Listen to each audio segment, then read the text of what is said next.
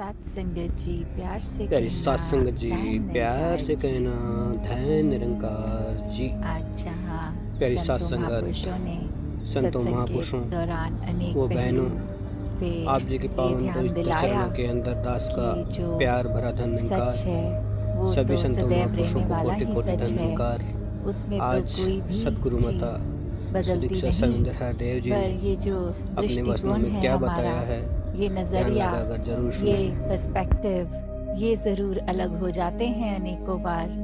और उसी तरह कैसे चाहे बात फिर वो एक सच्चाई की हो तो वहाँ धर्म की भी बात रहती है, क्योंकि ये धर्म क्या है, ये सच्चाई, ये ब्रह्म ज्ञान जो ना बदलता है, ये युगों युगों से वही रहा और आगे भी इसने यही रहना है। कैसे फिर वो जो बात आती है कि जब सिर्फ एक सच्चाई, जो बाबा जी भी अक्सर अपने विचारों में एग्जाम्पल देके समझाते थे कि अगर एक देश में दिन है तो दूसरे में उस समय रात हो सकती है, वो टाइम जोन्स अलग हो सकती हैं, तो फिर ये सन, ये मून, ये भी उस तरह रात और दिन का पहलू, ये भी सच्चाई उस समय की एक देश की तो हो सकती है, पर वो एक परमानेंट सच्चाई नहीं, क्योंकि हर देश में वो सच्चाई लागू नहीं है। तो ऐसी फिर ये कौन सी सच्चाई है जो ये हमेशा हर समय किसी भी एक सिचुएशन में, एक जगह पे, जो ना समय से बंधी है, किसी भी तरह पे हमेशा कायम दायम रहने वाली ये सच्चाई, ये निराकार, ये परमात्मा जो कभी बदलता नहीं, कभी ढलता नहीं। तो कैसे इस तरह जब हम एक सच्चाई की बात करते हैं तो वहाँ धर्म, और ये धर्म क्या है, जैसे हम सुनते भी हैं, गाते भी हैं एक सेवा के जब भाव में कि मानवता है धर्म हमारा, हम केवल इंसान हैं। तो जब मन में ये सच्चाई ठहर जाए तो कैसे फिर ये मानवता के लिए ही अपना जीवन अर्पित, समर्पित कर देते हैं हर कोई। तो जब ये भी बात आती है कि इस निराकार के दर्शन हो गए, ये इसकी पहचान हो गई, when we realized God, तो फिर अपने आप ही हमारा एक नजरिया भी नया हो जाता है।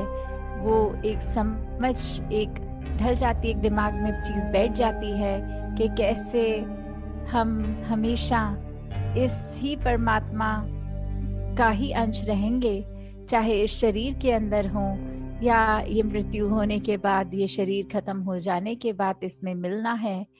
तो कैसे हमने जहाँ अपने ऊपर एक खुद को कैसे पूरे लाइफ में कंडक्ट करना है, अपनी सोच को कैसे मानवीय गुणों में ढालते हुए खुद को संवारना है। और वही बात फिर अगर एक पर्सपेक्टिव की होती है तो कैसे एक चीज अगर हम देखें, वो अक्सर हमें हमारे मुताबिक अगर ठीक लगती है तो वो हम उसको सही डिक्लेयर कर देते हैं।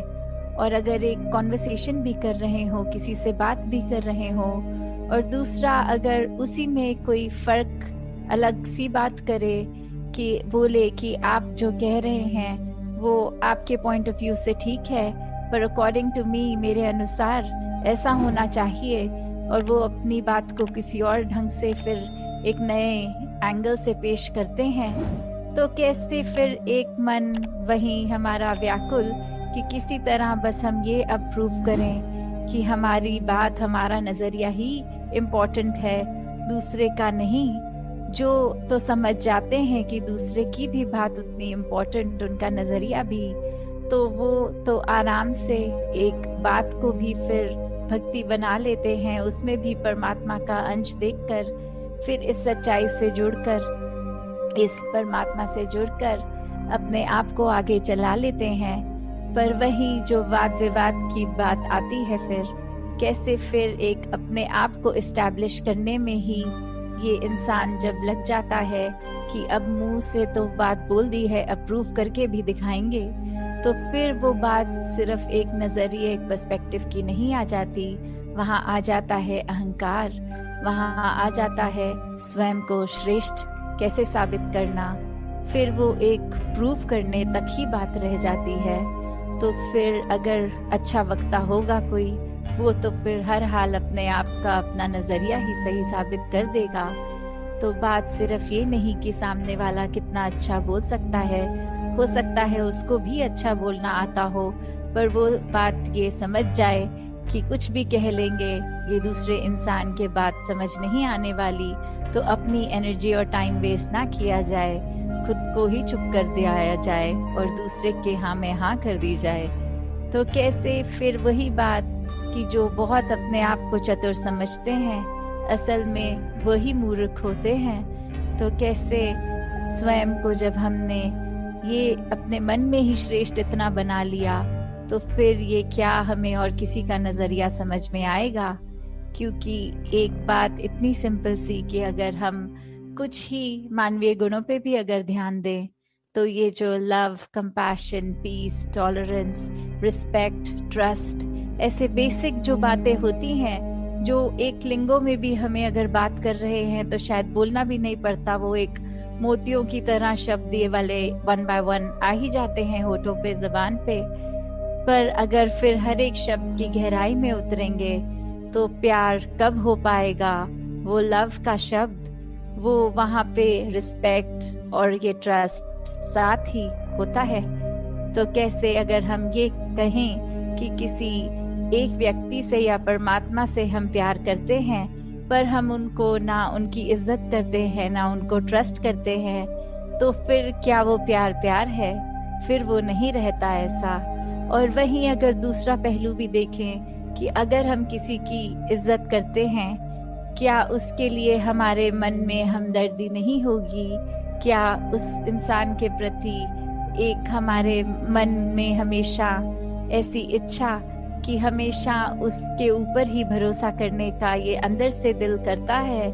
और कितनी बारी फिर ऐसा संसार में भी हम देखते हैं कि सब बोलते हैं कि हमारे साथ तो हमेशा बुरा होता आया है, पर एक सर्टेन इंसान ये जब जीवन में आया तो जीवन बदल गया, हमें भी वो प्यार का एहसास हुआ, वो एक ट्रस्ट का एहसास हुआ। तो कैसे फिर हर एक में हम में वो पोटेंशियल है कि हम पूरे संसार में प्यार बांट सकें। हम सब में वो एक है निरंकार द्वारा दी गई ये जिस भाव से हम दूसरे के साथ पेश आते हैं, तो हमें जहाँ निरंकार का किया गया हर पल, हर एक जीवन में घटती हुई चीज, ये डिसीजन सर आंखों पे खुशी खुशी रखना है, वहीं एक अपनी सोझी जो परमात्मा ने दी है उसमें भी हमें खुद को किस तरह एक ढालना है कि हर एक के काम आ सकें। अपने दिल को इतना साफ बनाना है कि फिर चाहे एक वो दिल हो या आईना, फर्क नहीं होना चाहिए ये अंदर बाहर से कैसे हैं, वो एक रस वाली बात, ये दिल दिमाग में ये फर्क ना होने वाली बात। तो दासी अब घड़ी देख रही है और इससे ज्यादा कुछ और बोल नहीं पाएगी। इन्हीं शब्दों से आज्ञा लेके यही कामना कि हर कोई सेवा, सिमरन, सत्संग करता चला जाए और अपने आप को इस निराकार का ही बना ले पूरी तरह। चाहे वो शरीर तो सेवा कर सकता है, पर मेन बात कि वो मन भी सेवा करे। वो शरीर तो सत्संग अटेंड कर सकता है और कानों में अच्छी बातें डाल सकता है, पर वो मन सच्ची बातें स्वीकार करके उन पर चल सके। ये जो सिमरन भी है, ये भी अपने आप में सिर्फ शब्द ना रह जाए, पर अपने आप को सच में इस निरंकार से जोड़ने का ही इसका प्रयोग किया जाए। दातार सभी पे कृपा करे। साथ संगत जी, ध्यान निरंकार जी।